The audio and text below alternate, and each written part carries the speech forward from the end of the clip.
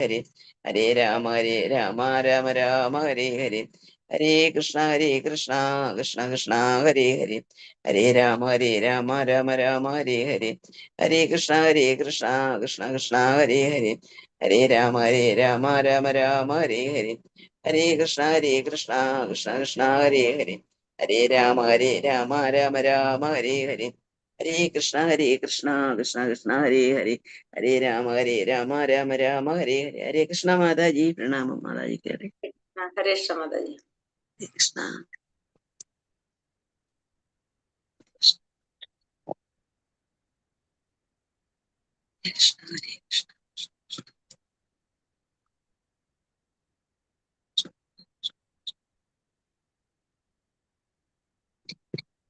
ഹരേ കൃഷ്ണ ഹരേ കൃഷ്ണ ഹരേ കൃഷ്ണ എല്ലാവർക്കും പ്രണാമം. ഹരേ കൃഷ്ണ പ്രണാമം മാതാജി. ഹരേ കൃഷ്ണ മാതാജി. ഹരേ കൃഷ്ണ എല്ലാവർക്കും പ്രണാമം. ഹരേ കൃഷ്ണ. ഓം നമോ ഭഗവതേ വാസുദേവായ. ഓം നമോ ഭഗവതേ വാസുദേവായ. ഓം നമോ ഭഗവതേ വാസുദേവായ. ഓം അജ്ഞാനതിമിരാന്ധസ്യ ജ്ഞാനാഞ്ജനശലാകയ ചക്ഷുരുന്മീലിതം യേന തസ്മൈ ശ്രീഗുരവേ നമഃ. നമോ വിഷ്ണുപാദായ കൃഷ്ണപ്രേഷ്ഠായ ഭൂതലേ ശ്രീമതേ ഭക്തിവേദാന്ത സ്വാമിനിധി നാമിനേ. നമസ്തേ സാരസ്വതേ ദേവേ ഗൗരവാണി പ്രചാരിണേ നിർവിശേഷ ശൂന്യവാദി പാശ്ചാത്യദേശതാരിണേ. ജയ ശ്രീ കൃഷ്ണ ചൈതന്യ പ്രഭു നിത്യാനന്ദ ശ്രീ അദ്വൈത ഗദാധര ശ്രീവാസാദി ഗൗര ഭക്തവൃന്ദ. ഹരേ കൃഷ്ണ കൃഷ്ണ കൃഷ്ണ ഹരേ ഹരേ ഹരേ രാമ രാമ രാമ ഹരേ ഹരേ. ഹരേ കൃഷ്ണ. ശ്രീ ശ്രീ രാധാ ഗോവിന്ദ ടെമ്പിൾ ഈസ്കോൺ മാംഗ്ലൂരിന്റെ ഭഗവത്ഗീത ക്ലാസ്സിലേക്ക് എല്ലാവർക്കും സ്വാഗതം. ഹരേ കൃഷ്ണ. എല്ലാവർക്കും പ്രണാമം. ഹരേ കൃഷ്ണ മാതാജി. ഹരേ കൃഷ്ണ ഹരേ കൃഷ്ണ ഒന്ന് തൊഴുതോണ്ട് ഹരേ കൃഷ്ണ മാതാജി പറ. ഹരേ കൃഷ്ണ കൃഷ്ണ. മാതാജി പിടിക്കാൻ നോക്കാം. അവര് വരുമോ മാതാജി? കുട്ടികളെ ക്ലാസ്സിൽ ഇരുത്താൻ നോക്കിക്കോളൂ. കൃഷ്ണ മാതാജി, ഞാൻ എന്റെ മോളെ ഒന്ന് അടുത്തോട്ട് വിളിച്ചതാ. മനസ്സിലായി. അതാ ഞാൻ പറഞ്ഞത്. ഹരേ കൃഷ്ണ മാതാജി. ഹരേ കൃഷ്ണ. പേരെന്താ മോളുടെ?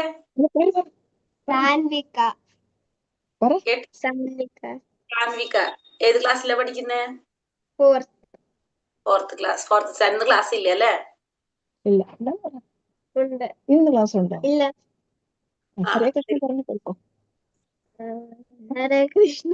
ഹരേ കൃഷ്ണ. കുട്ടികളുടെ ക്ലാസ്സിൽ കയറണട്ടോ. കയറാന്ന് പറഞ്ഞിട്ടുണ്ട്. കേറിയില്ലെങ്കിൽ അവിടെ പിടിച്ചിരുത്തും നമ്മള്. ഇതിന്റെ ക്ലാസ് ഉണ്ട്. ഏത്? ഹരേ കൃഷ്ണ മാതാജി. എന്നാ കുട്ടികളുടെ ക്ലാസ് തുടങ്ങുക? ജനുവരി 1. നമ്മുടെ ക്ലാസ് തുടങ്ങുന്നൊപ്പം തന്നെ എല്ലാ ബാച്ചിലും കുട്ടികളുടെ ക്ലാസ് ഉണ്ടാവും. 18 തൊട്ടിട്ട് നമ്മളെ ക്ലാസ് തുടങ്ങുന്ന പോലെ തന്നെ അവർക്കും ലെവൽ 2 ഉണ്ടാവും, ലെവൽ 1 ഉണ്ടാവും. നമ്മളെക്കാളും രസമാണ്. കഥകളൊക്കെ ആയിരിക്കും അവർക്ക് ഉണ്ടാവുക. നമ്മളെ പോലെ പഠിപ്പ് കുറവായിരിക്കും. പിന്നെ ഭാഗവത കഥകൾ ഉണ്ടെന്നും ഡെയിലി 6:30 തൊട്ട് 7 മണി വരെ. അതൊക്കെ ഇരിക്കാം. നല്ലതാ കുട്ടികൾക്ക് കേൾക്കാനായിട്ട്. ഹരേ കൃഷ്ണ മാതാജി. എന്റെ മോളെ കുട്ടികളൊക്കെ വേണം പറയുന്നുണ്ട്. മാതാജി ഒന്ന് ആരെങ്കിലും മാതാജിമാർക്കൊന്ന് മെസ്സേജ് ഇട്ടാ മതി.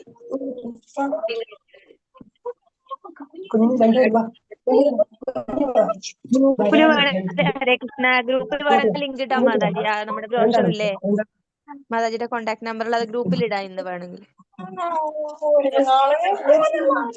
കുട്ടികളുടെ ക്ലാസ് പേഴ്സണലായിട്ടൊന്ന് മെസ്സേജ് ഇട്ട് കൊടുത്താൽ മതി. മാതാജിമാരുണ്ടല്ലോ, നമ്മൾ അഡ്മിൻ മാതാജിമാർക്ക് ആർക്കാരും ഇട്ട് കൊടുത്താൽ മതി. അവര് ലിങ്ക് അയച്ചിട്ട് ഗ്രൂപ്പിൽ ഇട്ട് കഴിഞ്ഞാൽ ആരെ ക്ലാസ് ആണെന്ന് അറിയാതുകൊണ്ട് എല്ലാവരും കയറിയിരിക്കും. പിന്നെ കുട്ടികളുടെ ക്ലാസ് ആണെന്ന് മനസ്സിലാവില്ല. ഇപ്പൊ എല്ലാവരും നമ്മൾ സോർട്ട് ചെയ്തോണ്ടിരിക്കുക കറക്റ്റ് ആയിട്ട്. ക്ലാസ്സിൽ കയറുന്നവർ മാത്രം വെച്ചോണ്ട്. അപ്പൊ അതുകൊണ്ട് പറഞ്ഞു കഴിഞ്ഞാൽ ലിങ്ക് ഇട്ടുതരാം കേട്ടോ. ആർക്കാണ് കുട്ടികളുടെ ക്ലാസ്സിൽ ജോയിൻ ചെയ്യാനുള്ളത്. 18 ദിവസത്തെ ക്ലാസ്സിൽ ജോയിൻ ചെയ്യാനാണെങ്കിൽ നമ്മളുടെ ലിങ്കിന്റെ ഒപ്പം തന്നെ നമുക്ക് ഗ്രൂപ്പിന്റെ ലിങ്ക് കൂടി അയച്ചുതരാം. ഹരേ കൃഷ്ണ. മാതാജി പറഞ്ഞ മാതാജി.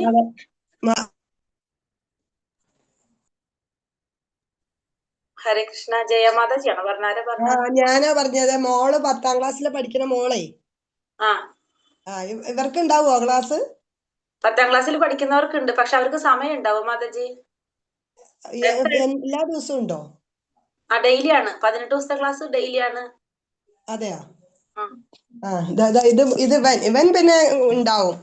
കാരണം എന്താ വെച്ചാ പിന്നെ 7ാ പഠിക്കുന്നത്. അവൻ പിന്നെ കൊറേയൊക്കെ സംസ്കൃതം അറിയും. അവനെ സംസ്കൃതം എടുത്തിരിക്കുന്നത്. അപ്പൊ ഇവരെ കേറ്റിക്കോ മാതാജി എന്തായാലും. മൂത്തവനാണ് എല്ലാം എടുക്കാൻ. പക്ഷെ അവന് ഇവിടെ ഇല്ല. അവൻ PGക്ക് പഠിക്കുക, ദൂരെയാണ്. അവർക്ക് വലിയ ക്ലാസ് നമ്മുടെ യൂത്തിന്റെ ക്ലാസ്സിൽ കയറ്റും മാതാജി. ഉണ്ടല്ലേ? യൂത്തിന്റെ ബാച്ച് ഉണ്ട്. അതിപ്പോ ഏതായാലും ഇപ്പൊ കൊറേ പഠിക്കാനുള്ളത് കൊണ്ട് അവർക്ക് സെമിനാറും ഒക്കെ ഉള്ളതുകൊണ്ട് കുറച്ച് കഴിഞ്ഞിട്ട് എടുക്കാം. മതി മതി മതി. നമുക്ക് അങ്ങനെയുള്ളവരെ ആവശ്യം. നമ്മളിൽ വരുന്നവർ മുഴുവൻ നമ്മൾ തന്നെ ശ്രദ്ധിച്ചിട്ടുണ്ടാവും അല്ലെ. 50+ ആണ് എല്ലാവരും. പിന്നെ മൂത്തവന് നല്ല ഇതെല്ലാ കാര്യങ്ങളും നല്ല പുരാണം കംപ്ലീറ്റ് അറിയും. ഏത് ഇപ്പൊ തിഥി അതിഥി ഒക്കെ പറഞ്ഞപ്പോ അവൻ അതെല്ലാം ഞാൻ എന്തേലും പൊട്ടത്തറ്റ് പറഞ്ഞാൽ അതൊക്കെ ഇവർക്ക് ക്ലിയർ ചെയ്ത് കൊടുക്കും. നല്ലതായിട്ട് അറിയവന്. എല്ലാ ചെറുപ്പം മുതലേ എല്ലാ പുരാണ ഇതും വായിക്കുമായിരുന്നു. അതുകൊണ്ട് അറിയാം. നമുക്ക് ഇത്രേ ഉള്ളൂ. നമ്മളെ സംബന്ധിച്ച് നമ്മളെ ക്ലാസ്സുകൾ നിങ്ങൾ തന്നെ കണ്ടു കഴിഞ്ഞാൽ അറിയാം. എല്ലാവരും 50 വയസ്സ് കഴിഞ്ഞ് 50+ ആണ് എല്ലാവരും. അതിന്റെ ഇപ്പുറത്തേക്കുള്ളവർ വളരെ കുറവാണ്. നമ്മളെ ലാംഗ്വേജിൽ മാത്രമാണ് ഈ പ്രോബ്ലം. നമ്മളെ അടുത്ത് നമ്മളെ അമ്പലം ഇസ്കോൺ അറിയാം. ഇസ്കോൺ ബാംഗ്ലൂരിൽ നിന്നാണെന്ന്.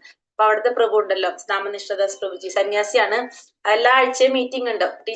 ലീഡേഴ്സിന്റെ മീറ്റിംഗ് വെക്കും, ലാംഗ്വേജ് ലീഡേഴ്സിന്റെ. അപ്പൊ മീറ്റിംഗിൽ വെക്കുമ്പോ നമ്മളിങ്ങനെ എല്ലാവരും കണക്കെടുക്കും, ഓരോ ക്ലാസ്സിൽ അറ്റൻഡ് ചെയ്യുന്നവരെ. അപ്പൊ മലയാളത്തിൽ മാത്രം എന്താ എന്നോട് ചോദിക്കും, മലയാളത്തിൽ മാത്രം എന്താ മാതാജി എല്ലാവരും 50 വയസ്സിന് കഴിഞ്ഞിട്ടാണ് എല്ലാവരും വരുന്നത്? മറ്റുള്ള ക്ലാസ്സുകളിലൊക്കെ ചെറുപ്പം തൊട്ടുണ്ടാവും. 18, 20, 22, 25 വയസ്സുള്ളവരൊക്കെ ഉണ്ടാവും. നമ്മളേല് മാത്രാണിത്. ഞാനും വിചാരിക്കും എപ്പോഴും. അഡ്വർടൈസ്മെന്റ് കൊടുത്താലും ആകെ നോക്കുന്നത് ഈ 50 വയസ്സ്. മറ്റവര് നോക്കണെന്ന് എന്നറിയാം, അവരുടെ അമ്മയ്ക്ക് വേണ്ടിയിട്ടോ അല്ലെങ്കിൽ അമ്മൂമ്മയ്ക്ക് വേണ്ടിയിട്ടോ ആയിരിക്കും അവർ നോക്കുന്നത്. കുട്ടികൾ, അതായത് ഈ പ്രായത്തിലുള്ളവർ നോക്കുന്നത് ഒന്നുകിൽ അവരുടെ അമ്മയ്ക്ക് വേണ്ടിയിട്ട് അല്ലെങ്കിൽ അവരുടെ അമ്മൂമ്മയ്ക്ക് വേണ്ടിയിട്ട്. പക്ഷെ അവരൊരിക്കലും ചേരാറില്ല. നമ്മളെ ലാംഗ്വേജിൽ മാത്രം. അതെന്താണെന്ന് അറിയില്ല, മലയാളികൾ മാത്രമാണ് ഈ ഒരു കണക്കിൽ പോയിക്കൊണ്ടിരിക്കുന്നത്. നമ്മളിൽ വരുന്നില്ല ഒട്ടും. യൂത്തിന്റെ ബാച്ചിൽ വളരെ കുറവാ വരാറ്. പിന്നെ നമ്മളത് തിരുത്തുണ്ട് മാതാജി. അത് തിരുത്തുണ്ട്. എന്റെ കുട്ടികളൊക്കെ കേറുണ്ട് ജനുവരിക്ക്. കേറുണ്ടോ? എന്റെ കുട്ടികൾ കേറണമെന്ന് പറഞ്ഞു. 22 വയസ്സായവര് 27 വയസ്സായവരൊക്കെ കേറുണ്ട്. ഏത് സമയത്താണ് തിരിക്കുന്നത്? അവര് ജനുവരിയിൽ തുടങ്ങണേലാണ് പറഞ്ഞത്. അവർക്കൊക്കെ ഇത് ലിങ്ക് വിട്ടുകൊടുക്കാൻ പറഞ്ഞിട്ടുണ്ട്. ജനുവരി തൊട്ടിട്ടാ പറഞ്ഞേ. നേരെ പിടിച്ചോളൂട്ടോ മാതാജി. എല്ലാം 18 ദിവസം ഇരുത്താൻ നോക്കണം കേട്ടോ അവരെ. 18 ദിവസം ഇരിക്കണം. അവർക്ക് വേറെ ക്വസ്റ്റ്യൻ ചോദിക്കണം, എക്സാം എഴുതണം, ഒക്കെ വേണമെന്ന് അവര് പറയുന്നത്. ഏത് സമയം എടുത്തെന്ന് എന്നോട് പറയണം കേട്ടാ, നോക്കാനാണ്. ഹരേ കൃഷ്ണ, ഹരേ കൃഷ്ണ. അപ്പൊ നമുക്ക് ക്ലാസ്സിലേക്ക് കടക്കാം അല്ലെ. തിരുത്തി കൊണ്ടുവരാം നമുക്ക്. മക്കളെയും പേരക്കുട്ടികളെയും മരുമക്കളെ ഒക്കെ ചേർത്തിട്ടേ, എല്ലാവരും ചേർത്തി കഴിയുമ്പോ നമ്മള് വീട്ടിൽ നിന്ന് പുറത്താവോന്ന് അറിയില്ല. എന്നാലും കുഴപ്പമില്ല, ചേർത്തി വിടാം എല്ലാവരെയും. ഹരേ കൃഷ്ണ. എന്റെ ചെറിയ മക്കളും പഠിക്കുന്നുണ്ട്. ഹരേ കൃഷ്ണ. ഇവിടെ അല്ല, നാട്ടിലല്ല, ദുബായിലാണ്. അവരവിടെ പഠിക്കുന്നുണ്ട്. എവിടെയായാലും കുഴപ്പമില്ല. കൃഷ്ണ പോലും കിട്ടിയാൽ മതി എല്ലാവർക്കും. അവർക്ക് എക്സാം ഒക്കെ ഉണ്ട്. ഇതെല്ലാം ഭഗവത്ഗീതയൊക്കെ കാണാതെ പറയണം. അതെ, പഠിച്ചാൽ മതി. എങ്ങനെയായാലും കുഴപ്പമില്ല. ഹരേ കൃഷ്ണ. അപ്പൊ നമുക്ക് ഇന്ന് അധ്യായത്തിലേക്ക് പോകാം. അധ്യായം 18, സന്യാസത്തിന്റെ പരിപൂർണത. ലാസ്റ്റത്തെ അധ്യായം അല്ലെ. അതിൽ നമ്മൾ കുറച്ച് എടുത്തിട്ടുണ്ടായിരുന്നു അല്ലെ. എത്ര 10 ശ്ലോകം എടുത്തത്? 9 വരെ എടുത്തു. 9 വരെ അല്ല, 8 എടുത്തു. 9ാമത്തെ ഇനി എടുക്കണ്ട. 9 എടുത്തു. എടുത്തോ? ഞാൻ അടയാളപ്പെടുത്തിയിട്ടില്ല. ത്യാഗത്തിന്റെ 3 ഇതും പറഞ്ഞായിരുന്നു. ത്യാഗം 3 അതെ സാത്വികമാണെന്ന് പറഞ്ഞു മാതാജി. ഞാൻ രാവിലത്തെ ക്ലാസ്സുകാരോട് നിങ്ങളെ ക്ലാസ്സിന്റെ ചോദിക്കും. എനിക്ക് ഏത് ക്ലാസ്സിലാണ് ഏതാണ് എടുത്തെന്നുള്ളത് ഓർമ്മയില്ലാത്തതുകൊണ്ട്. ഇവിടെ വന്നിട്ട് ഇവിടെ പിന്നെ എന്തായാലും നമ്മൾ ജസ്റ്റ് ഒന്ന് പറഞ്ഞു പോകാം, കുഴപ്പമില്ലല്ലോ. അപ്പൊ സന്യാസത്തിന്റെ പരിപൂർണത. അപ്പൊ അർജുനൻ ഫസ്റ്റ് ഭഗവാന്റെ അടുത്ത് ചോദിക്കാണ് അല്ലെ. അതെന്താ ഋഷികേശ, കേശി നിഷൂദന എന്ന് വിളിക്കുന്നത്. എന്തുകൊണ്ടാണ് അങ്ങനെ വിളിക്കുന്നത്? ഋഷികേശ.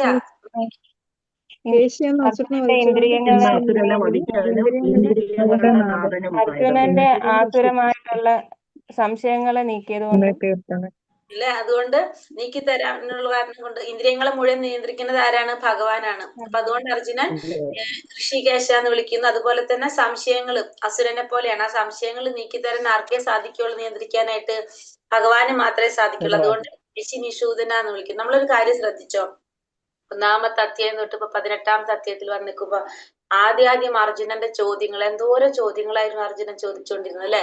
ഇപ്പൊ ലാസ്റ്റ് വന്നപ്പോ അർജുനന്റെ ചോദ്യങ്ങളൊക്കെ കുറഞ്ഞു വന്നു. ശ്രദ്ധിച്ചോ നമ്മള്?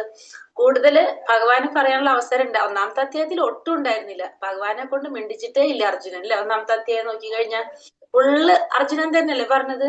അർജുനന്റെ ഫുള്ള് പ്രയാസങ്ങളായിരുന്നു ഒന്നാമത്തെ അധ്യായത്തില്. നമ്മളെ പോലെ ഇങ്ങനെ എണ്ണിപ്പറക്കി കരയാന്ന് പറഞ്ഞ പോലെയായിരുന്നു അർജുനൻ ഒന്നാമത്തെ അധ്യായത്തില് അല്ലെ. രണ്ടാമത്തെ അധ്യായത്തിലാണ് ഭഗവാൻ തുടങ്ങിയത് തന്നെ, പറയാൻ കിട്ടിയത് തന്നെ. പിന്നെ ഇങ്ങനെ കുറെ ഭഗവാന്റെ അടുത്ത് അർജുനന്റെ ചോദ്യങ്ങൾ തന്നെയായിരുന്നു ആദ്യത്തെ അധ്യായങ്ങളിൽ മുഴുവനും. പിന്നെ ഇങ്ങോട്ട് പോയി വരുന്നോണ്ടിരിക്കുമ്പോ അർജുനന്റെ ചോദ്യങ്ങളൊക്കെ കുറഞ്ഞു വരുന്നുണ്ടല്ലോ. ഇപ്പൊ അർജുനന് ബുദ്ധി വെച്ചു. ബുദ്ധിയുള്ളവർ കുറച്ച് സംസാരിക്കുള്ളൂ എന്ന് പറയും. അപ്പൊ അർജുനന് ബുദ്ധി വെച്ചപ്പോ അർജുനന്റെ ചോദ്യങ്ങളൊക്കെ കുറഞ്ഞു വന്നു. കാര്യങ്ങൾ മനസ്സിലായി തുടങ്ങി അർജുനന്.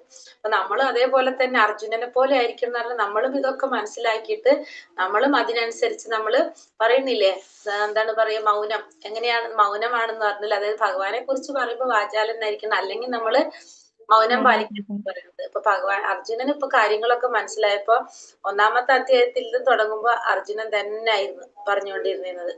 രണ്ടാമത്തേലും മൂന്നാമത്തെ കുറെ ചോദ്യങ്ങളായിരുന്നു അർജുനൻ ചോദിച്ചുകൊണ്ടിരുന്നത്. ലാസ്റ്റ് എത്തിയപ്പോ അർജുനന്റെ ചോദ്യങ്ങളൊക്കെ കുറഞ്ഞു. അങ്ങനെ അർജുനന് മനസ്സിലായി തുടങ്ങി കാര്യങ്ങൾ. അർജുനന് ബുദ്ധി വന്നു.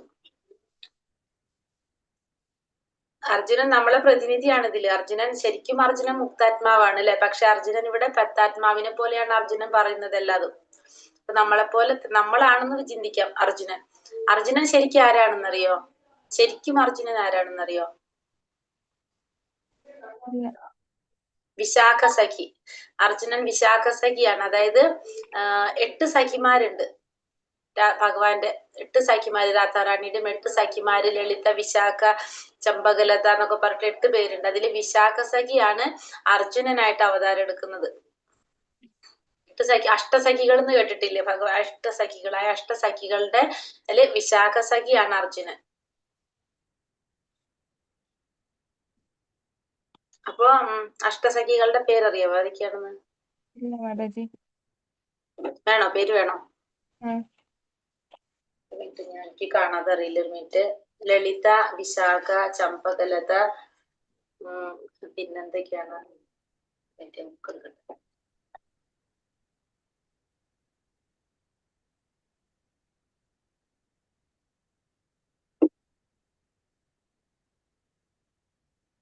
ലളിത, വിശാഖ, ചിത്രലേഖ, ചമ്പകലത, തുംഗവിദ്യ,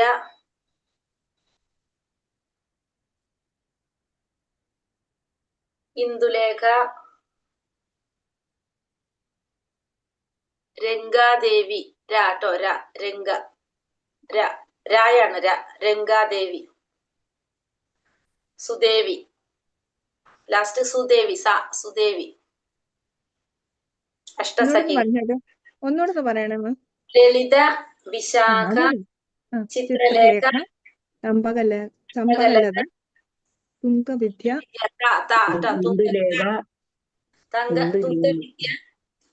തുംഗവിദ്യ കഴിഞ്ഞാല് ഇന്ദുലേഖ, രംഗദേവി, സുദേവി.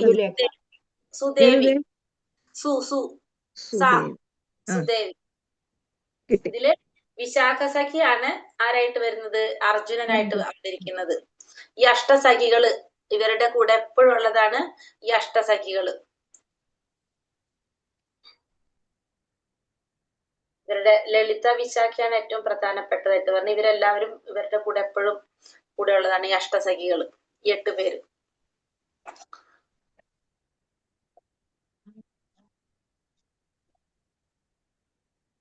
ഇനി രണ്ടാമത്തില് അപ്പൊ ഭഗവാന്റെ അടുത്ത് ചോദിക്കുന്നതാണ് അല്ലെ, അർജുനൻ ചോദിക്കുക. അപ്പൊ ഭഗവാൻ എന്താ പറഞ്ഞത്? വിദ്വാൻമാരുടെയും പിന്നെ അതുപോലെ തന്നെ ബുദ്ധിമാന്മാരുടെ ഒക്കെ അഭിപ്രായമാണ് ആദ്യം പറഞ്ഞു കൊടുക്കുന്നത്.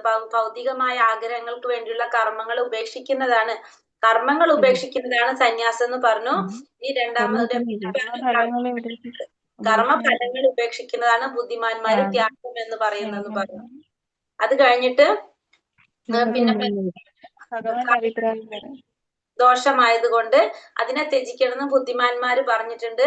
പക്ഷെ യജ്ഞവും ദാനവും തപസ്സും ഉപേക്ഷിക്കാൻ പാടില്ലെന്ന് ഋഷികൾ പറഞ്ഞിട്ടുണ്ടെന്നും ഭഗവാൻ പറഞ്ഞു. അത് കഴിഞ്ഞിട്ട് ഇനി ഭഗവാന്റെ അഭിപ്രായം പറയാണ്.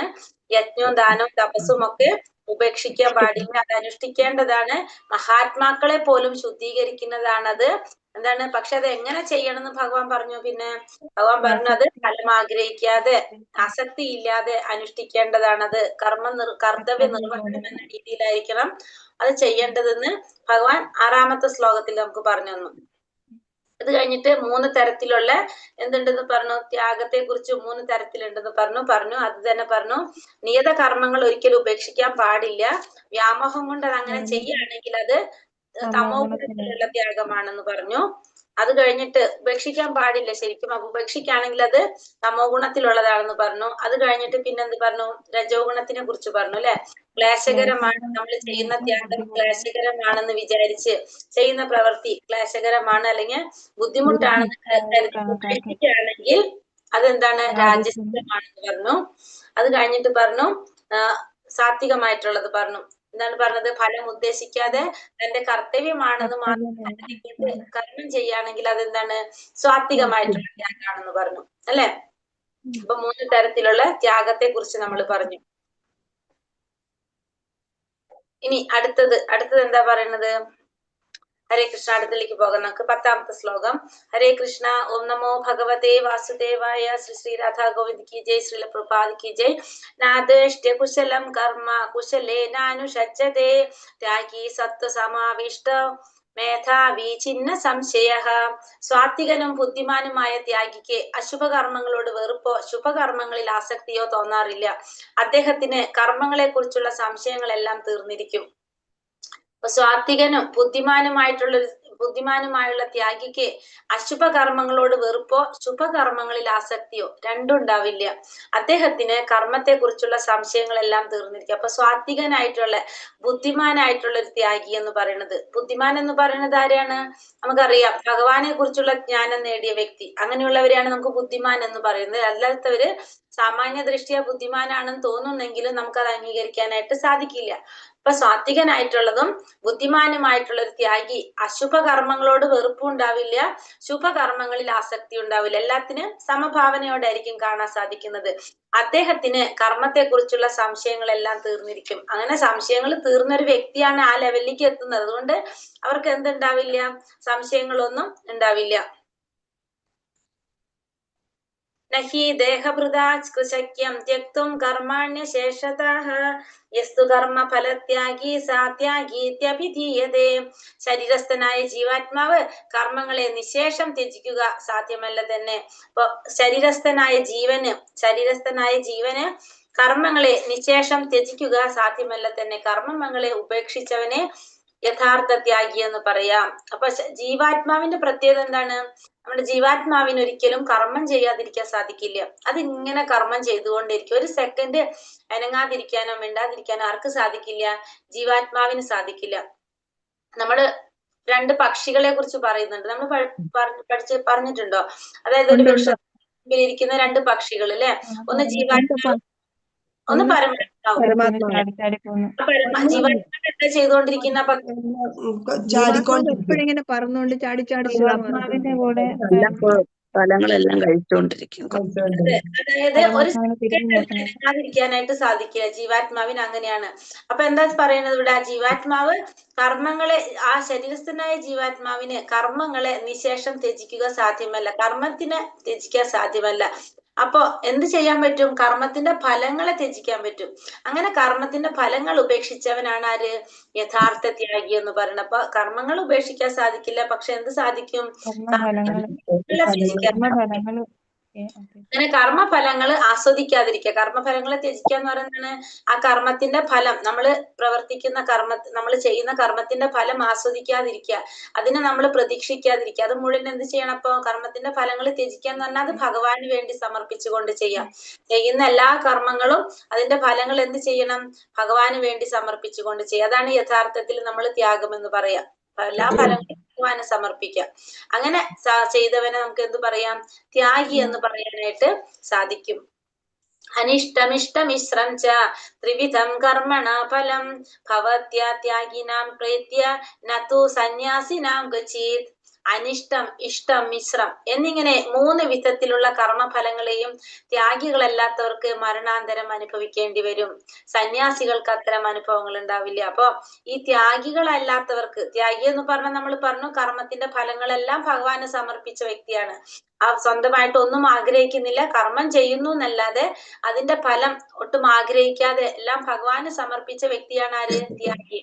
അപ്പൊ ത്യാഗിക്ക് ഒരിക്കലും എന്തുണ്ടാവില്ല? കർമ്മത്തിന്റെ ഫലങ്ങള് അനുഭവിക്കേണ്ടതായിട്ട് വരില്ല. പക്ഷെ ആ ത്യാഗി അല്ലാത്തവർക്ക് എന്ത് വേണ്ടി വരും? ആ കർമ്മത്തിന്റെ ഫലങ്ങൾ അനുഭവിക്കേണ്ടി വരും. സന്യാസികൾക്കും അത്തരം അനുഭവങ്ങൾ ഉണ്ടല്ലോ. സന്യാസി എന്ന് പറഞ്ഞ എന്താണ്? സർവം പരിത്യജിച്ച വ്യക്തിയാണ് അല്ലെ, പരിത്യാഗിയാണ്. സന്യാസികൾക്കും ത്യാഗികൾക്കും അനുഭവിക്കേണ്ടതായിട്ട് വരില്ല. അല്ലാത്തവർക്ക് മരണാനന്തരം, മരണത്തിന് ശേഷം എന്തനുഭവിക്കേണ്ടി വരും?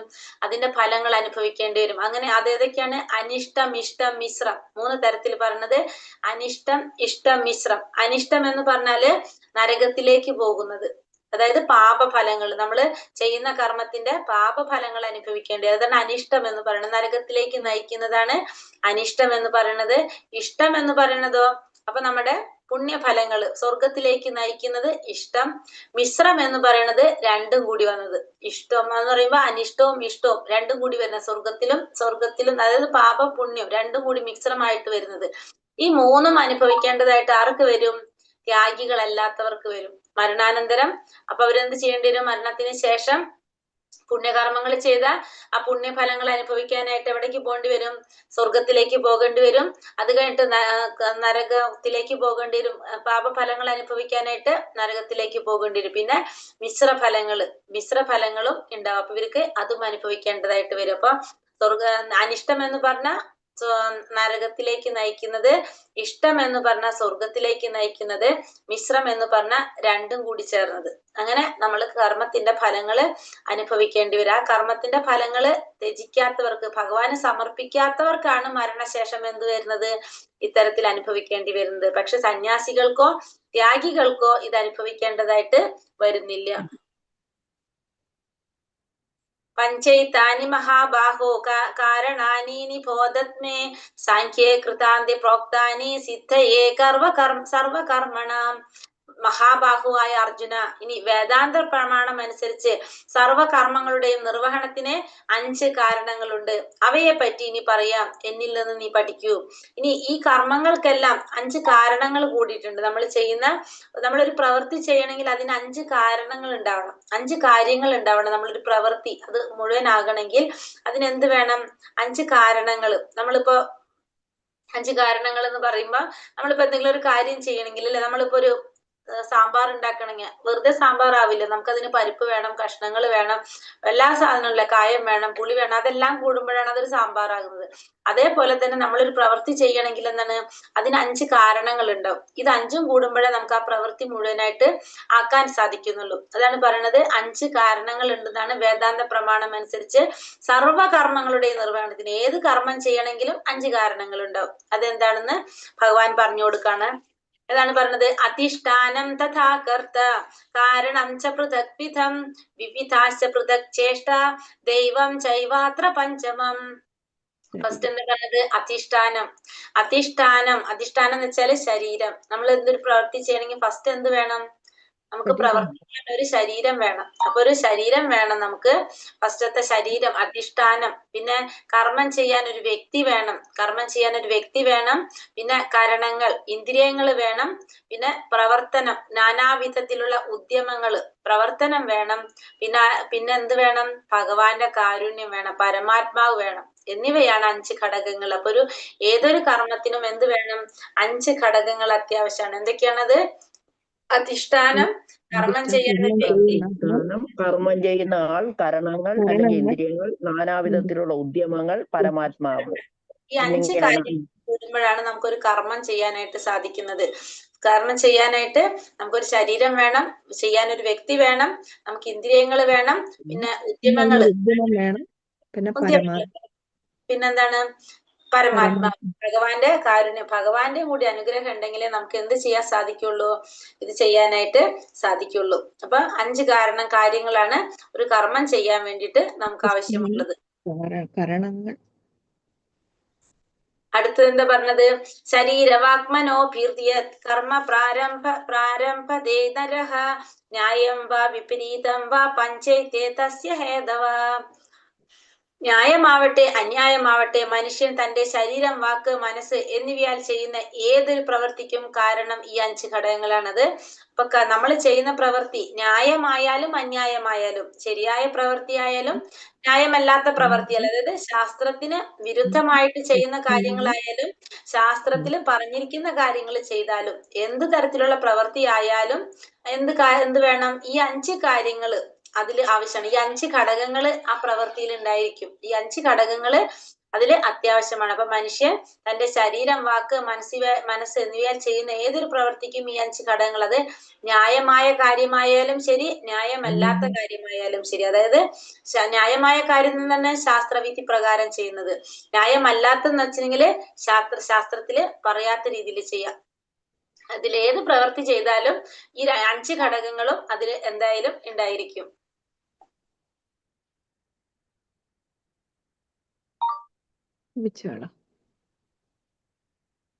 അടുത്തെന്ന് പറഞ്ഞാൽ തത്രൈവം സതി കർത്താരം ആത്മാനം കേവലം തൂതയഃ. ഒരു സെക്കൻഡ്.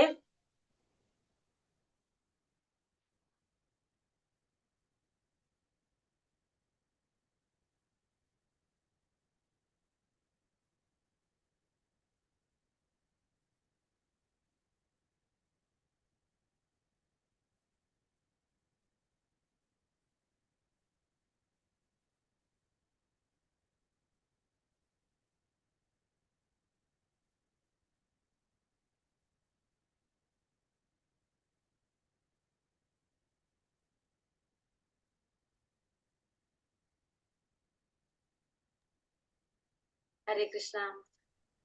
തത്രൈവം സതി കർത്താരം ആത്മാനം കേവലം തൂതയഃ പശ്യത്യ കൃതബുദ്ധിത്വാൻ സ പശ്യതി ദുർമതി.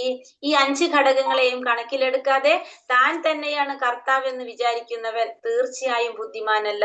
അയാൾ സംഗതികൾ യഥാർത്ഥം കാണാനും കഴിയില്ല. അപ്പോ ഏതൊരുവനാണോ എന്താണ് ചിന്തിക്കുന്നത്, താനാണ് ഈ 5 ഘടകങ്ങളും കണക്കിലെടുക്കാതെ താനാണ് കർത്താവ് എന്ന് വിചാരിക്കുന്നവൻ തീർച്ചയായിട്ടും എങ്ങനെയല്ല, താനാണ് വിചാരിക്കുന്നവൻ ബുദ്ധിമാനല്ല.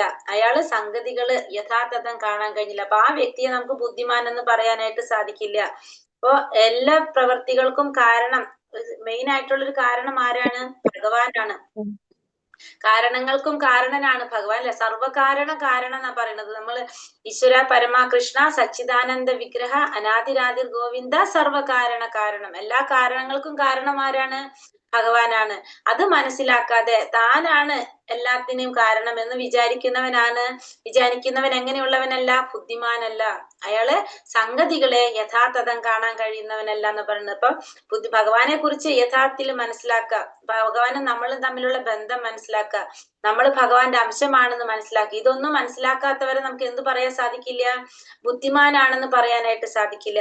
അയാള് യഥാർത്ഥത്തില് എന്താ പറയാ, സംഗതികള് യഥാർത്ഥത്തില് കണ്ടൊരു വ്യക്തിയാണെന്ന് പറയാൻ കഴിയില്ല. അപ്പൊ എല്ലാത്തിനും കാരണം ആരാണ്? കാരണങ്ങൾക്കും കാരണനാണ് ഭഗവാൻ. ആത്യന്തികമായ കാരണം ആരാണപ്പം? ഭഗവാൻ പരമദിവ്യോത്തമ പുരുഷനാണ്. അത് മനസ്സിലാക്കാത്തവൻ ആരല്ല? ബുദ്ധിമാനല്ല എന്ന് പറയാണ് ഇവിടെ. യസ്യ നാഹകൃതം ഭാവോ ബുദ്ധിർ യസ്യാന ലിപ്യത്തെ ഹത്തോപി സ ഇമാം ലോകാൻ ഹന്തിനാ നിപതത്യതേ. മിഥ്യാഹങ്കാരത്താൽ പ്രേരിതനല്ലാതെയും അനാസക്തമായ ബുദ്ധിയോടും കൂടി ഒരാൾ നരഹത്യയിൽ ഏർപ്പെട്ടാലും ഹിംസകനല്ല. താൻ ചെയ്യുന്ന കർമ്മങ്ങൾ അയാളെ ബന്ധിക്കുന്നില്ല. അപ്പൊ മിഥ്യാഹങ്കാരത്താൽ പ്രേരിതനല്ലാതെ അനാസക്തമായ ബുദ്ധിയോടുകൂടി ഒരാൾ നരഹത്യയിൽ ഏർപ്പെട്ടാലും അയാൾ അങ്ങനെയല്ല, ഹിംസകനല്ല. താൻ ചെയ്യുന്ന കർമ്മങ്ങൾ അയാളെ ബാധിക്കുന്നില്ല എന്ന് പറയാണ്. അതായത് കൂടുതൽ ഉദാഹരണം പറഞ്ഞാൽ നമുക്ക് മനസ്സിലാവും. ഇവിടെ അർജുനൻ ആരാണ്? ക്ഷത്രിയനാണ്. അർജുനന്റെ ധർമ്മം യുദ്ധം ചെയ്യുക എന്നുള്ളതാണ് അല്ലെ. അർജുനൻ ഇവിടെ ഭഗവാനെ ആരാധിക്കുന്നത് എങ്ങനെയാണ്? അർജുനൻ ഇവിടെ ഭഗവാൻ എങ്ങനെയാണ് ആരാധിക്കുന്നത്? അഹങ്കാരമില്ലാതെ അഹങ്കാരമില്ലാതെ അഹങ്കാരമില്ലാതെ, അതായത് ഭക്തിപൂർവ്വം, അതായത് ഭഗവാൻ പറയുന്നത് അതേപടി അനുസരിച്ചുകൊണ്ട് അല്ലെ അർജുനൻ ആരാധിക്കുന്നത്. അപ്പൊ അർജുനനോട് ഭഗവാൻ എന്താ പറഞ്ഞത്? യുദ്ധം ചെയ്യാനാണ് പറഞ്ഞത്. അപ്പൊ അർജുനൻ ഇവിടെ യുദ്ധം ചെയ്തുകൊണ്ടാണ് ഭഗവാൻ ആരാധിക്കുന്നത് അല്ലെ. അർജുനനോട് യുദ്ധം ചെയ്തുകൊണ്ട്, അതായത് ഭഗവാൻ പറഞ്ഞത് അതേപടി അനുസരിക്കുന്നത്. അത് പറയും ധർമ്മം തു ശ്രാഷ്ടാൽ ഭഗവത് പ്രണീത് എന്ന് പറഞ്ഞു. ഭഗവാൻ എന്ത് പറയുന്നു അതാണ് ധർമ്മം. അർജുനനോടുകൂടെ ഭഗവാൻ എന്താ പറഞ്ഞത്? യുദ്ധം ചെയ്യാൻ പറഞ്ഞു.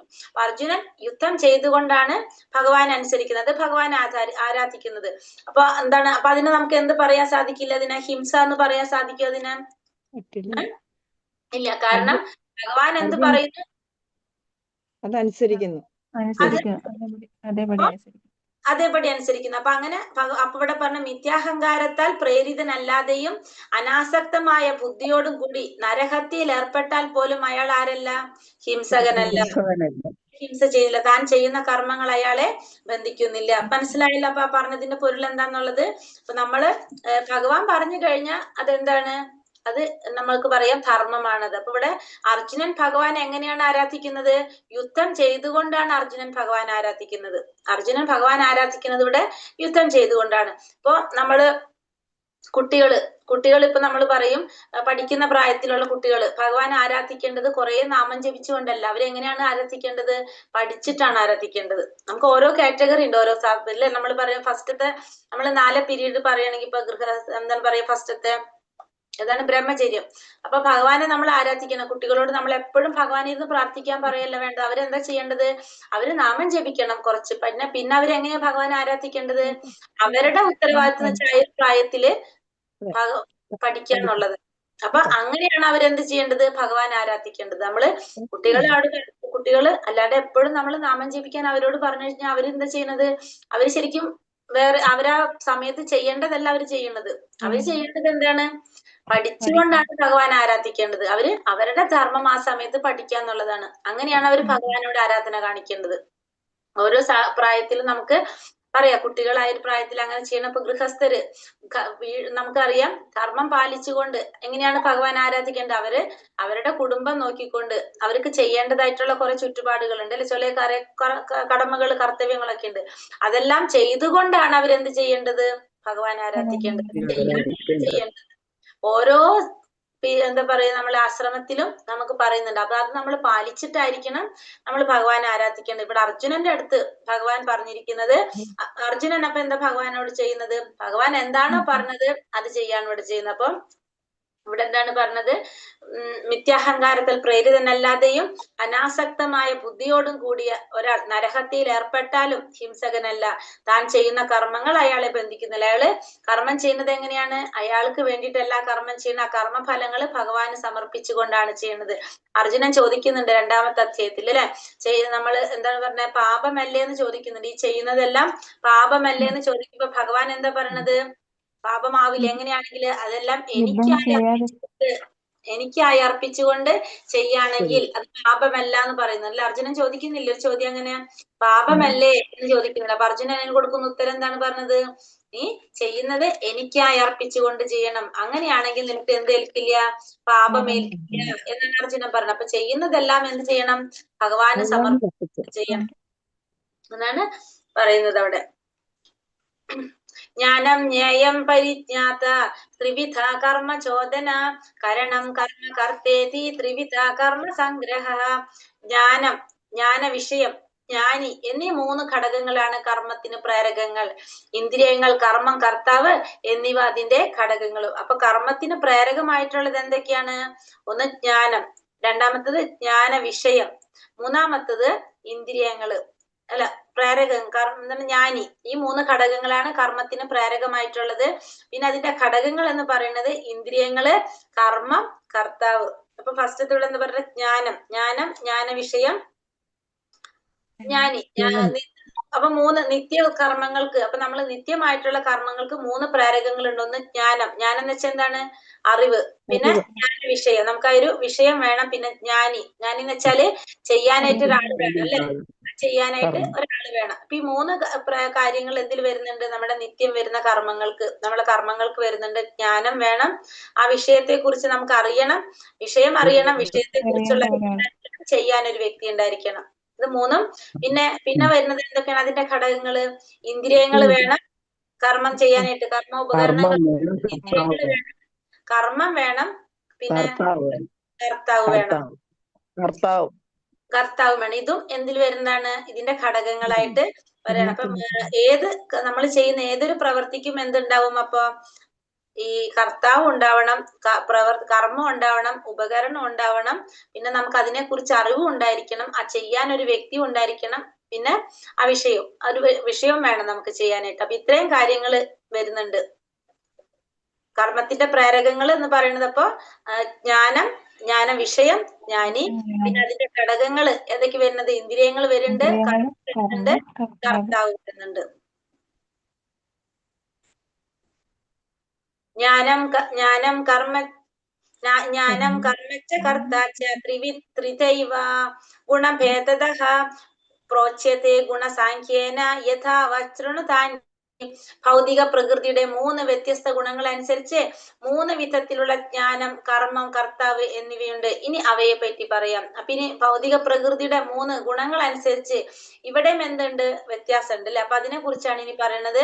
3 വിധത്തിൽ ജ്ഞാനം വരുന്നുണ്ട്, 3 വിധത്തിൽ കർമ്മം വരുന്നുണ്ട്, 3 വിധത്തിൽ കർത്താവ് വരുന്നുണ്ട്. ഇനി അതിനെ കുറിച്ച് പറയാം. അപ്പൊ നമുക്ക് ഈ എന്താണ് പറഞ്ഞത് ഇവിടെ? കർമ്മം, ജ്ഞാനം, കർത്താവ്, ഇത് 3 തരത്തിൽ പറയുന്നുണ്ട്. ത്രിഗുണങ്ങൾ അനുസരിച്ച് കർമ്മവും 3 തരം വരുന്നുണ്ട്, ജ്ഞാനവും 3 തരം വരുന്നുണ്ട്, കർത്താവും 3 തരം വരുന്നുണ്ട്. അപ്പൊ ഇതിനെ കുറിച്ച് ഇനി ഭഗവാൻ അർജുനനോട് പറഞ്ഞു കൊടുക്കാണ്.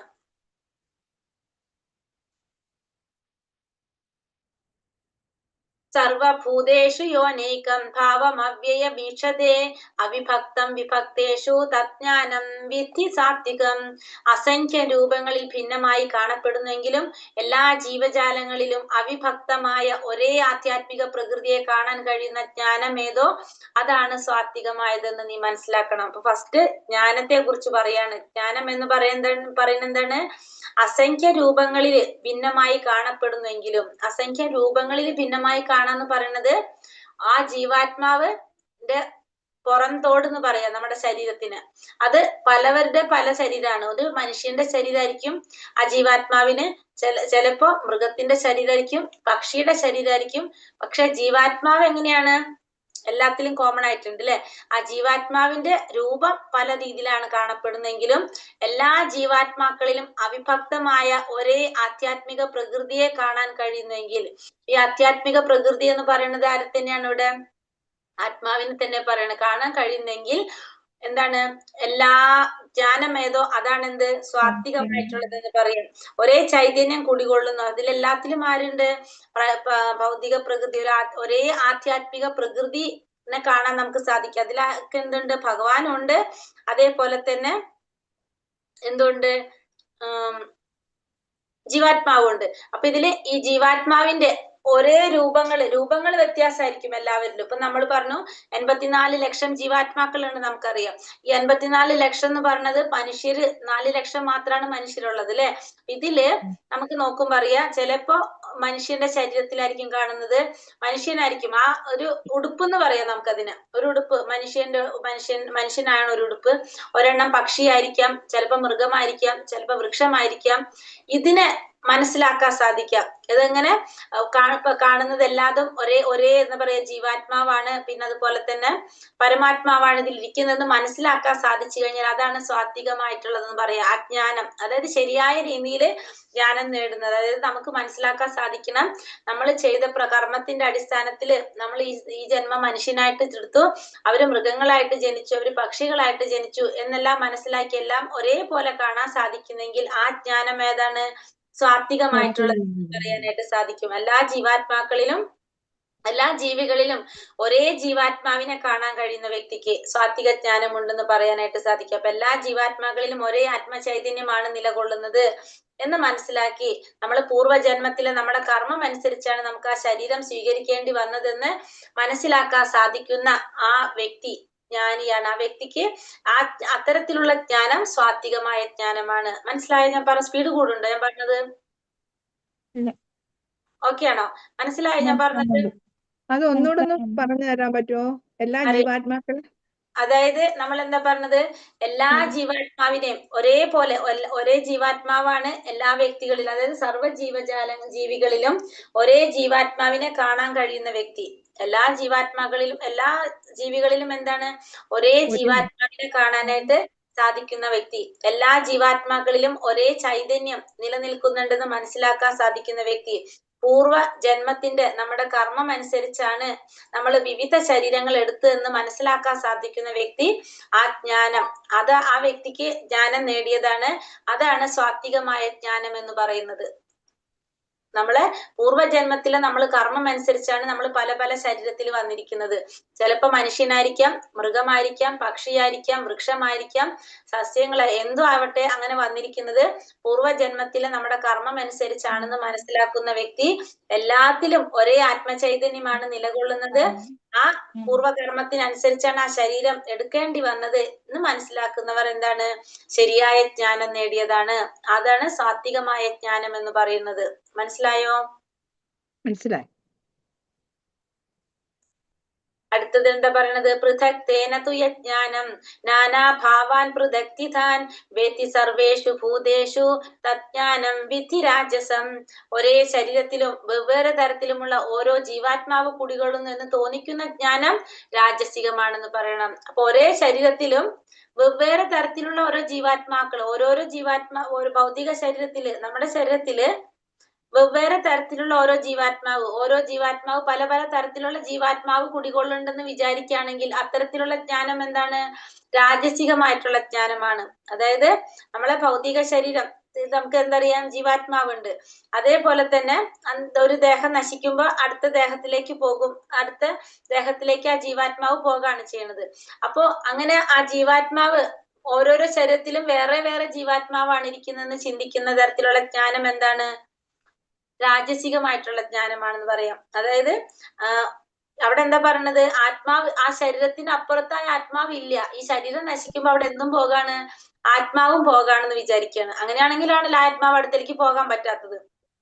വേറെ ശരീരത്തിന് വേറെ ആത്മാവ്, ഈ ശരീരത്തിന് ഈ ആത്മാവ്, അങ്ങനെ ചിന്തിക്കുന്ന ജ്ഞാനം എന്താണ്? രാജസികമായിട്ടുള്ളതെന്ന് മനസ്സിലാക്കണം. ഇനി അടുത്തത് എന്താ പറയണത്?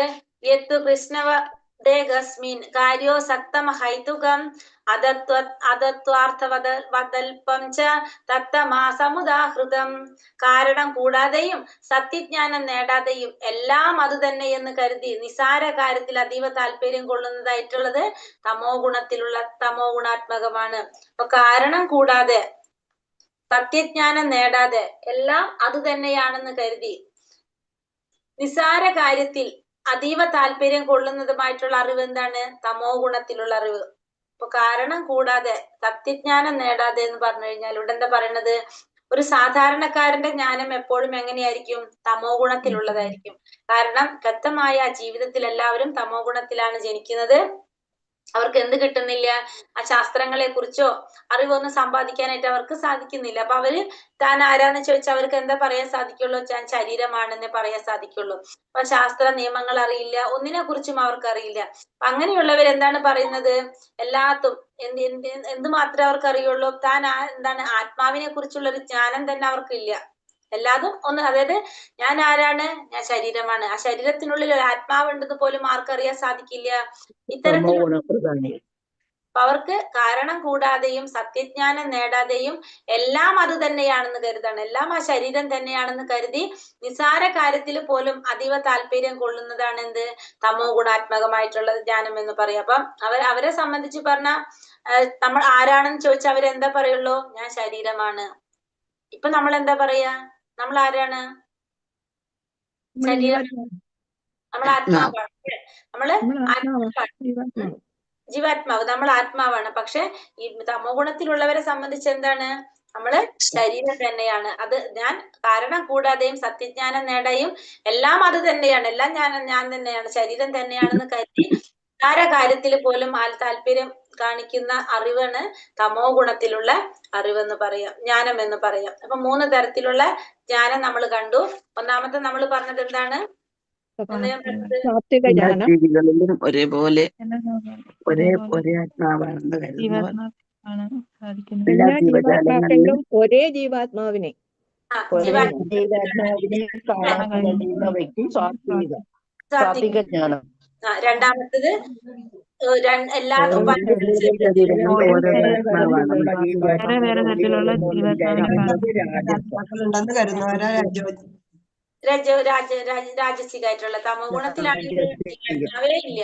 കാരണം കൂടാതെ ശരീരമാണെന്ന് വിചാരിച്ചു. ഇവിടെ എല്ലാം അത് തന്നെയാണെന്ന് കരുതി നിസ്സാര കാര്യത്തിൽ പോലും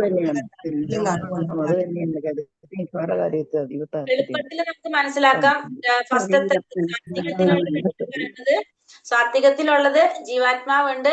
ആ ജീവാത്മാവ് എന്താണ് ചെയ്യുന്ന കർമ്മത്തിനനുസരിച്ച്, പൂർവജന്മ കർമ്മത്തിനനുസരിച്ച് പല പല ശരീരങ്ങൾ സ്വീകരിക്കുന്നത് മനസ്സിലാക്കുന്നതാണ് സാത്വികം. സാത്വികമായിട്ടുള്ള ജ്ഞാനം. രണ്ടാമത്തിൽ എന്താണ് ശരീരം മരിക്കുമ്പോ ജീവാത്മാവ് മരിച്ചു പോണ്, അങ്ങനെ ചിന്തിക്കുകയാണ് അല്ലെ. അതായത് ഓരോ ജീവാത്മാവ് അങ്ങനെ ചിന്തിക്കുന്നത് രാജസികം.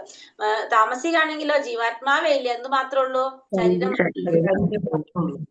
മനസ്സിലായിട്ടുള്ളത് അത്തരത്തിലുള്ള ജ്ഞാനമാണ് പറയുന്നത്. ഇനി അടുത്തത് എന്താ പറയുന്നത്? 22, 23 അല്ലെ. ഇനി 3 തരത്തിലുള്ള കർമ്മത്തെ കുറിച്ചാണ് പറയുന്നത്. നിയതം, സംഗരഹിതം, രാഗദ്വേഷാദാഹൃതം, അഫലപ്രേപ്സുനാ കർമ്മ അനാസക്തമായും രാഗദ്വേഷരഹിതമായും ഫലാസക്തി കൂടാതെയും നിയന്ത്രിതമായ വിധത്തിൽ ചെയ്യുന്ന കർമ്മം സാത്വികമായ കർമ്മം. ആസക്തി ഇല്ലാതെ, അനാസക്തമായെന്ന് വെച്ചിട്ടുണ്ടെങ്കിൽ ആസക്തി ഇല്ലാതെ രാഗദ്വേഷരഹിതനായിട്ട്. രാഗദ്വേഷം എന്ന് വെച്ചാൽ എന്താണ്? നമ്മളെ ഇഷ്ടങ്ങളും അനിഷ്ടങ്ങളും. രാഗവും ദ്വേഷം എന്ന് വെച്ചാല് നമുക്ക് ഇഷ്ടങ്ങളും അനിഷ്ടങ്ങളും. ആ ഇഷ്ടങ്ങളും അനിഷ്ടങ്ങളും ഒന്നും നോക്കാതെ, ഫലാസക്തി കൂടാതെ, ഫലം ആഗ്രഹിക്കാതെ നിയന്ത്രിതമായ വിധത്തിൽ ചെയ്യുന്ന കർമ്മമാണെന്ത്? സാത്വികമായിട്ടുള്ള കർമ്മം എന്ന് പറയുന്നത്. അപ്പൊ സാത്വികമായ കർമ്മം എന്ന് പറഞ്ഞാൽ ആസക്തി ഉണ്ടാവില്ല, നമ്മുടെ ഇഷ്ടാനിഷ്ടങ്ങൾക്ക് അവിടെ പ്രസക്തി ഇല്ല, ഫലം ആഗ്രഹിക്കുന്നില്ല. അത്തരത്തില് നമ്മൾ ചെയ്യുന്ന കർമ്മ ഫലാസക്തി കൂടാതെ നിയന്ത്രിതമായ വിധത്തിൽ ചെയ്യുന്ന കർമ്മമാണ് എന്ത്? സാത്വികമായിട്ടുള്ള കർമ്മം എന്ന് പറയുന്നത്. ഇനി അടുത്തതോ യത്തു കാമേപ്സുന കർമ്മ സാഹങ്കാരേണ വാ പുനഃ ക്രിയതേ ബഹുലായാസം സമുദാഹൃതം. തന്റെ ആഗ്രഹം നിറവേറ്റാനായിട്ട് അല്ലെങ്കിൽ മിഥ്യാഹംഭാവം കൊണ്ട് ഏറെ പ്രയാസപ്പെട്ട് ചെയ്യുന്ന കർമ്മം രാജസികം. അപ്പൊ തന്റെ ആഗ്രഹങ്ങൾ നിറവേറ്റാൻ വേണ്ടിയിട്ട് ഏറെ ബുദ്ധിമുട്ടി കഷ്ടപ്പെട്ട് മിഥ്യാഹംഭാവം കൊണ്ട് ഞാനാണ് എല്ലാത്തിന്റെയും കാരണം, ഞാൻ ചെയ്താലേ അത് ഇല്ലാതെ ആകുള്ളൂ എന്നൊക്കെ മിഥ്യയായിട്ടുള്ള തെറ്റായിട്ടുള്ള ഇല്ലാത്ത കാര്യത്തിനെ കുറിച്ചുള്ള ഒരു അഹംഭാവം അല്ലെ. നമ്മളാണ് എല്ലാത്തിന്റെയും മെയിൻ ആയിട്ട് അല്ലെങ്കിൽ അൾട്ടിമേറ്റ് എന്ന് ചിന്തിച്ചുകൊണ്ട് ഏറെ പ്രയാസപ്പെട്ട് ചെയ്യുന്ന കർമ്മമാണ് എന്ത്? രാജസികമായിട്ടുള്ള കർമ്മം എന്ന് പറയുന്നത്. മൂന്നാമത്തത് എന്താണ്?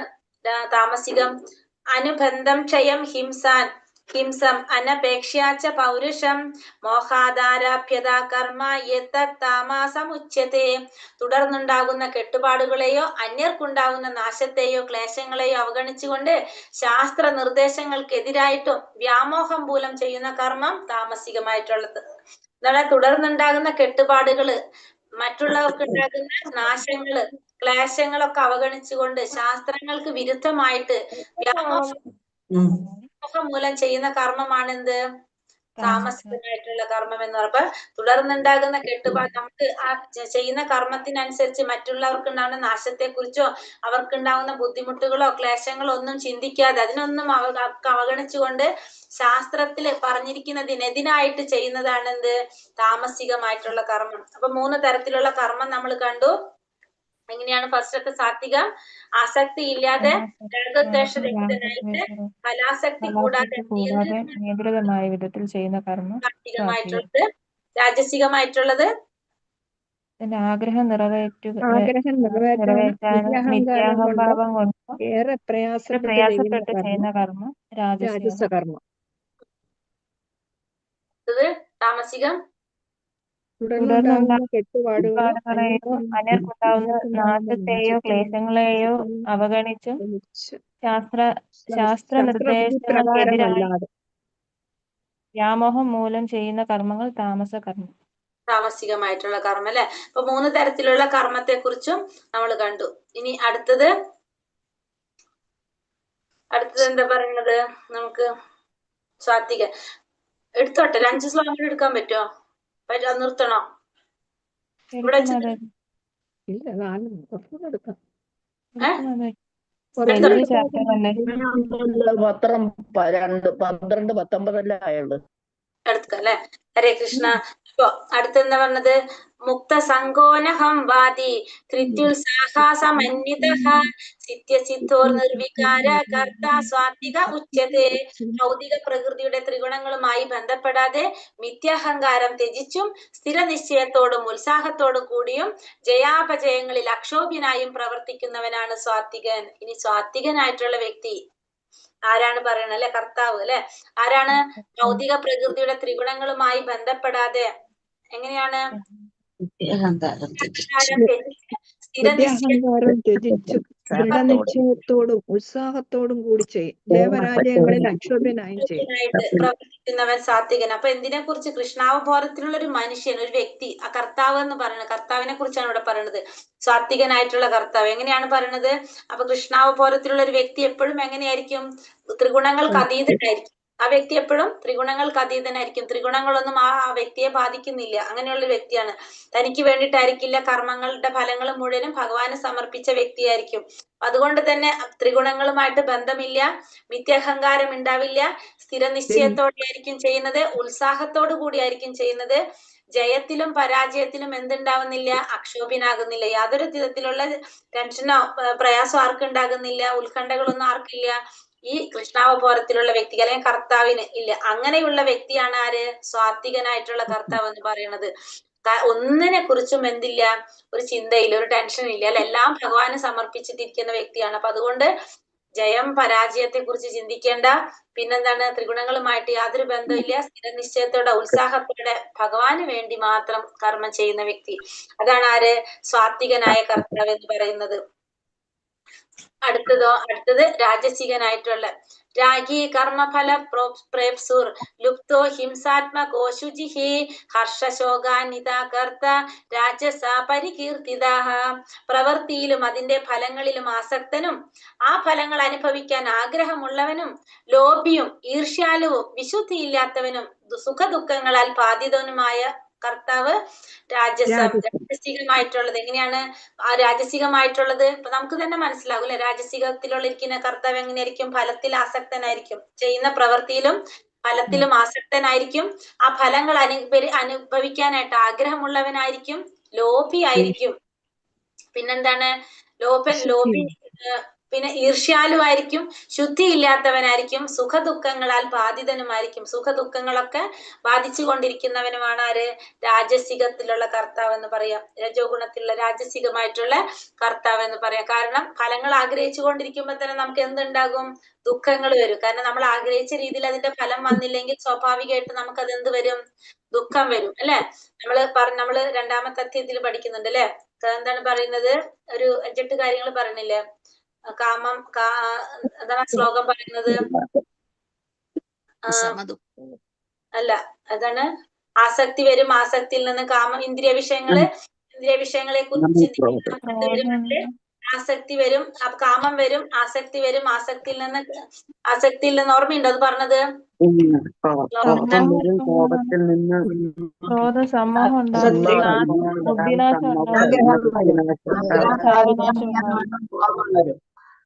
കോപം സർവനാശം വരുത്തും. സർവനാശം വരും അല്ലെ.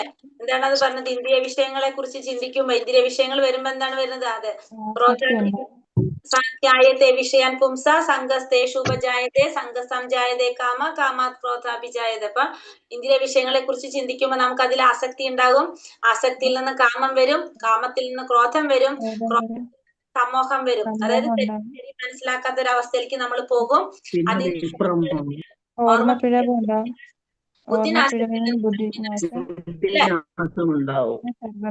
അവർക്ക് സംഭവിക്കുന്നത്, ഈ രാജസികത്തിലുള്ളവർക്ക് സംഭവിക്കുന്നത്. കാരണം അവർ ആ ഇന്ദ്രിയ വിഷയങ്ങളാണ് അവരെ കൊണ്ട് ഇതൊക്കെ ചെയ്യിച്ചിട്ട് അവർ ലാസ്റ്റ് എവിടെ വന്നെത്തും? സർവനാശത്തിലേക്ക് വരും. അതാണ് രാജസികമായിട്ടുള്ള കർത്താവ് എന്ന് പറയുന്നത്. അടുത്തത് അയുക്ത പ്രാകൃത സ്തബ്ധ ഷഠോ നൈഷ്കൃതി കോലസ വിഷാദി ദീർഘസൂത്രി ച കർത്ത താമസമുച്യത്തെ. എപ്പോഴും ശാസ്ത്ര നിക്ഷിദ്ധങ്ങളായ കർമ്മങ്ങളിൽ ഏർപ്പെടുന്നവനും ഭൗതികവാദിയും ദുർവാശിക്കാരനും ചതിയനും മറ്റുള്ളവരെ അപമാനിക്കുന്നതിൽ സമർത്ഥനും അലസനും ദുഃഖിതനും കർത്തവ്യം നീട്ടി വെച്ചുകൊണ്ടിരിക്കുന്നതുമായ ഒരാളെ താമസിക കർത്താവ് എന്ന് പറയാം. അപ്പൊ എന്താണ് ഇവിടെ പറഞ്ഞത്? ശാസ്ത്രങ്ങളിൽ ചെയ്യാൻ പാടില്ല എന്ന് പറഞ്ഞ കുറെ കാര്യങ്ങളുണ്ടാവും, അത് ചെയ്യാൻ നടക്കുന്നവര്. പിന്നെ ഭൗതികവാദി, ദുർവാശിക്കാരൻ, ചതിയൻ, മറ്റുള്ളവരെ അപമാനിക്കുന്നതിൽ സമർത്ഥൻ, അലസൻ, ദുഃഖിതൻ, കർത്തവ്യം നീട്ടി വെച്ചുകൊണ്ടിരിക്കുന്നതിനുമായിട്ടുള്ള ഒരാളാണ് എന്ത്? താമസികനായിട്ടുള്ള കർത്താവ് എന്ന് പറഞ്ഞ. എന്തൊക്കെ കാര്യങ്ങളാ പറഞ്ഞല്ലേ താമസത്തിൽ വരുമ്പോ നമ്മൾ നോക്കിയ ചെയ്യാൻ പാടില്ല എന്ന് പറഞ്ഞ കാര്യങ്ങളെ അവർ ചെയ്യുണ്ടാവുള്ളൂ. ഭൗതികവാദി ആയിരിക്കും, പിന്നെ ദുർവാശിക്കാരനായിരിക്കും, ചതിയനായിരിക്കും, മറ്റുള്ളവരെ അപമാനിക്കുന്നതിൽ സമർത്ഥനായിരിക്കും, അലസനായിരിക്കും, ദുഃഖിതനായിരിക്കും, കർത്തവ്യം നീട്ടിവെച്ചുകൊണ്ടേയിരിക്കും. അതായത് ഇന്ന് ചെയ്യാന്ന് പറഞ്ഞ് നാളേക്കാക്കും, നാളത്തെ മറ്റന്നാളേക്കാക്കും, ഇങ്ങനെ പോകുന്ന വ്യക്തിയെ നമുക്ക് എന്ത് പറയാം? താമസികത്തിലുള്ള കർത്താവ് എന്ന് പറയാനായിട്ട് സാധിക്കും. അപ്പൊ 3 തരത്തിലുള്ള കർത്താവിന്റെ 3 തരത്തിലുള്ള 3 ഗുണങ്ങൾ അനുസരിച്ച് നമ്മൾ പറഞ്ഞു. സാത്വികനായിട്ടുള്ള കർത്താവ് എങ്ങനെയാണ്? ഭൗതികമായിട്ടുള്ള ത്രിഗുണങ്ങളൊന്നും ബന്ധപ്പെടാതെ, നിത്യഹങ്കാരം ഇല്ലാതെ, നിശ്ചയത്തോടെ, ഉത്സാഹത്തോടെ ഒന്നും ശ്രദ്ധിക്കാതെ ചെയ്യുന്ന വ്യക്തി സാത്വികനായിട്ടുള്ളത്. രാജസികമായിട്ടുള്ളതോ? പലേച്ഛയോടും ആഗ്രഹത്തോടും ലോഭിയും ഈർഷ്യയുള്ളവരും വിശുദ്ധിയില്ലാത്തവനും സുഖദുഃഖങ്ങളാൽ ബാധിതനുമായ കർത്താവ്. അത് രാജസികം. ഇനി താമസികം? ശാസ്ത്രവിരുദ്ധമായ കർമ്മങ്ങളിൽ ഏർപ്പെടുന്ന ഭൗതികവാദിയും അപമാനിക്കുന്നതിന് സമർത്ഥനും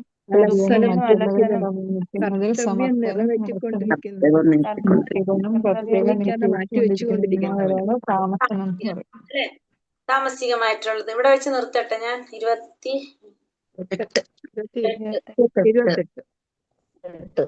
ഇനി അടുത്തത് ഇനി ഭഗവാൻ പറയുന്നത് അടുത്ത പോയിന്റ് എടുക്കുമ്പോൾ 4 ശ്ലോകം പിന്നെ എടുക്കണം.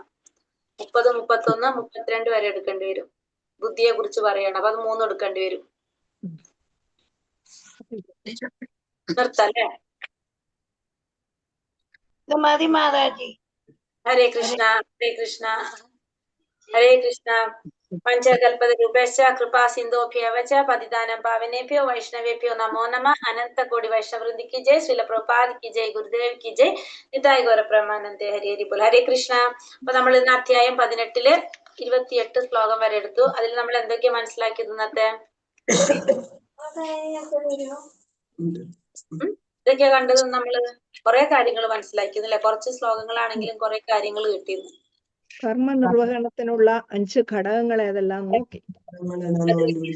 വേണ്ടത് ശരീരം, അധിഷ്ഠാനം, കർമ്മം ചെയ്യുന്ന ആള്, കാരണങ്ങൾ, പ്രവർത്തനം, പരമാത്മാവ്. അതായത് നമുക്കൊരു കാര്യം മനസ്സിലാക്കി, ഏതൊരു കർമ്മം ചെയ്യണമെങ്കിലും ആര് വേണം അതില്? ഭഗവാൻ വേണം. ഭഗവാൻ ഇല്ലാണ്ട് നമ്മൾ ചെയ്യുന്ന ഒരു പ്രവൃത്തിയും പൂർണ്ണാകില്ല. എന്തൊരു പ്രവൃത്തി ചെയ്യണമെങ്കിൽ നമുക്ക് ഈ ശരീരവും നമ്മുടെ ഇന്ദ്രിയങ്ങളും ഒക്കെ ആരാണ് തന്നിരിക്കുന്നത്? ഭഗവാനാണ് എല്ലാത്തിന്റെ നാഥൻ. അപ്പൊ നമ്മൾ എന്തൊരു പ്രവൃത്തി ചെയ്യണമെങ്കിലും ഭഗവാൻ ഇല്ലാതെ, ഭഗവാനെ സ്മരിക്കാതെ നമ്മൾ ചെയ്തു കഴിഞ്ഞാൽ അത് നിഷ്പ്രയോജനമാണ്. നമുക്ക് അതുകൊണ്ട് യാതൊരു പ്രയോജനം ഉണ്ടാവില്ല. നമുക്ക് തോന്നാം നമ്മൾ അതൊക്കെ ചെയ്തു, നമ്മൾ എന്തോലേക്ക് എത്തിയെന്ന് തോന്നാം, പക്ഷെ അതൊരിക്കലും അത് ഫലപ്രാപ്തിയിൽ കാണില്ല നമുക്ക്. അതാണ് നമ്മൾ മനസ്സിലാക്കേണ്ട ഒരു കാര്യം. അത് നമുക്ക് ആ ദാമോദര ലീല നമ്മൾ എപ്പോഴും മനസ്സിൽ ചിന്തിക്കേണ്ടത് അതാണ്. ദാമോദര ലീല കേട്ടിട്ടില്ലേ നിങ്ങള്?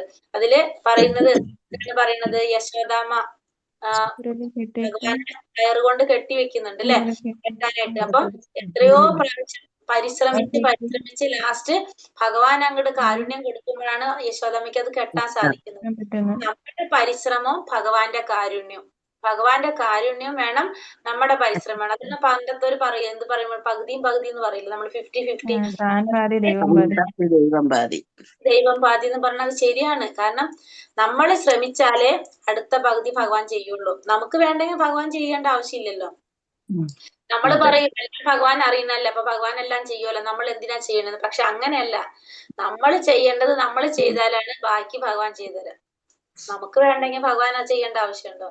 അത് നമുക്ക് തോന്നണം അല്ലെ? നമുക്ക് തോന്നണം. അപ്പൊ നമ്മൾ കൂടി ശ്രമിക്കുമ്പോഴാണ് ബാക്കി ഭഗവാന്റെ കാരുണ്യം നമുക്ക് കിട്ടുന്നത്. അപ്പൊ എന്തൊരു കാര്യം നമ്മൾ ശ്രമിക്കണം, അപ്പൊ ബാക്കി ഭഗവാൻ ചെയ്തു തരും നമുക്ക്. അത് നമുക്ക് മനസ്സിലാക്കാം. പിന്നെന്താ നമ്മൾ പറിച്ചതെന്ന്? കർമ്മത്തിന്റെ പ്രേരകങ്ങൾ ഏതെല്ലാം? അതിന്റെ ഘടകങ്ങൾ മൂന്ന് ജ്ഞാനം, ജ്ഞാനവിഷയം, ജ്ഞാനി. അതിന്റെ പ്രേരകങ്ങൾ ഘടകങ്ങള് ഘടകങ്ങൾ ഇന്ദ്രിയങ്ങളും കർമ്മവും കർമ്മം കർത്താവും. കർത്താവ്. പിന്നെ ഇനി ഓരോത്തിന്റെയും നമ്മൾ 3 ഗുണത്തിലുള്ളത് വെച്ച് കണ്ടു അല്ലെ? അതെ. അതൊക്കെ അത് എന്തൊക്കെയാ പറഞ്ഞത്? വ്യത്യസ്ത ഗുണങ്ങൾ സ്വാത്വികമായിട്ടുള്ള ഒരു അതിന് കാര്യം കൂടി പറഞ്ഞു. ഇഷ്ടം, അനിഷ്ടം, മിശ്രം. അത് പറഞ്ഞു. ഒരെണ്ണം കൂടി പറഞ്ഞ ഇഷ്ടം, അനിഷ്ട, മിശ്രങ്ങൾ പറഞ്ഞിട്ടുണ്ടായിരുന്നു. അതെങ്ങനെയാണ് പറഞ്ഞത്? ഇഷ്ടം എന്ന് പറയുമ്പോ സ്വർഗം, നരകത്തിലേക്ക് പോകുന്നത്. നരകം. മിശ്രം എന്ന് പറയുമ്പോ രണ്ടും കൂടെ നരകത്തിലും സംഭവിക്കുന്നത് ഇതൊക്കെ ആർക്കാ സംഭവിക്കുന്നതൊക്കെ? കർമ്മങ്ങളെല്ലാം ധരിക്കുന്നവർക്ക് കർമ്മഫലങ്ങള്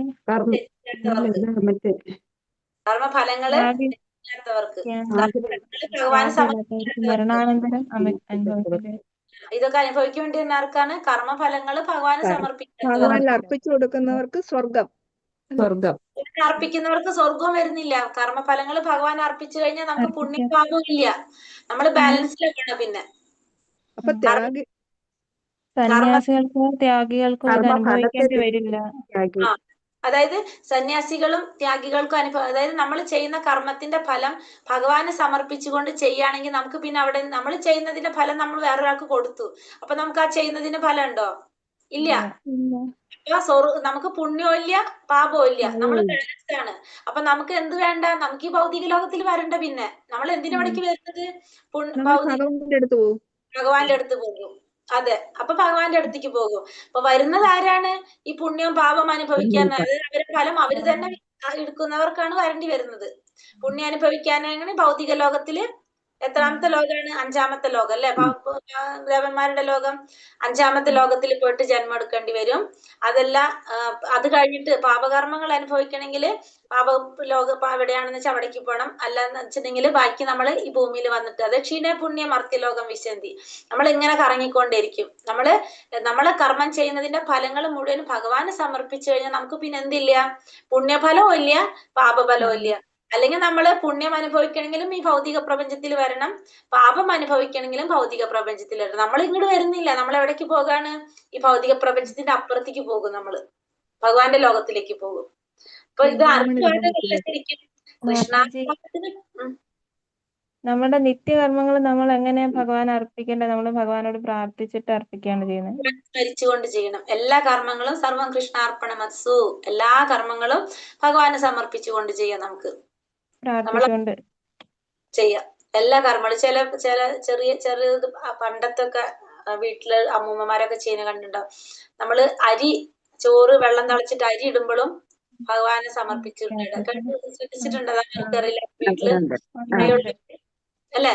എല്ലാം ചെയ്യുമ്പോഴും നമ്മളത് ശരിക്കും നമ്മളിതൊന്നും ശ്രദ്ധിച്ചിട്ടില്ല, കണ്ടിട്ടില്ല. പക്ഷെ സത്യത്തില് നമ്മളെ പൂർവികർ ഇതൊക്കെ ചെയ്തു വന്നിരുന്നവരാണ് അല്ലെ? ഒക്കെ ചെയ്യുന്നുണ്ടല്ലോ മാതാജി. അരിയിടുമ്പോ 3 പ്രാവശ്യം അരി എടുത്തിട്ട് ഇങ്ങനെ പിഴിഞ്ഞിട്ട് വെള്ളത്തിൽ ഒഴിഞ്ഞിട്ട് എന്തിനാ ചെയ്യുന്നത്? അത് ഇങ്ങനെ ഭഗവാനെ സ്മരിച്ചിട്ട്